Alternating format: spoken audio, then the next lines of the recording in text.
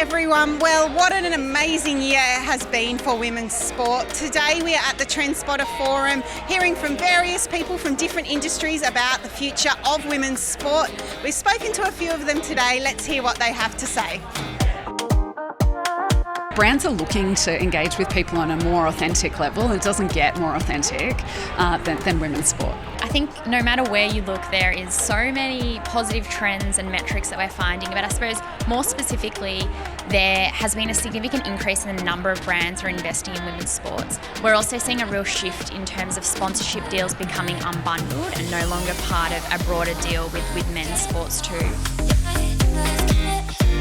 So the program that I'm involved with Extreme E is an all-new concept, and we're taking electric SUVs to remote parts of the world in a ship with a 50-50 gender split between the drivers, and we're getting so much engagement because it's a spectacular thing to watch, but it's also really using the power of sport to make a positive impact, making and inspiring and encouraging change that people want to become a part of and be involved in our movement. I think it's about really strong values alignment. I also think it's not about overnight immediate success. I think where we've found that we've worked best is where we've had really long-term partnerships. Well, we've been a long-running sponsor of women's sport in the country, so the Matildas was a very natural extension of that and helped us get reach in one of the fastest growing participation sports in the country.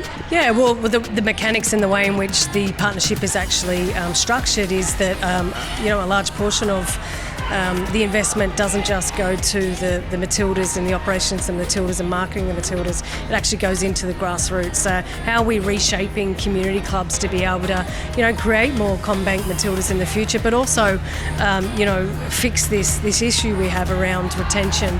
Women are dropping out of sport at an alarming rate at a young age, and a lot of that is to do with issues around self-doubt and confidence. So we created the Pantene Ribbon of Strength, which was all about encouraging greater female participation in sport. It's a cycle that we talk about all the time, you can't be what you can't see, we all say that. So as you drive viewership, more people watch it, then more people attend, then more people participate. And it just becomes a big cycle where you start to actually grow the sport at all levels. That's what we're all working towards. I would 100% recommend any brand dives in, see who's talking about their sport, because there's so many fans in waiting who are creating amazing adjacent content around a particular league, and what I would recommend they do is start interacting with them. When you start to hear the results of big brands and companies like CommBank, like P&G, Suncorp, Bega, these are big organisations that are very quickly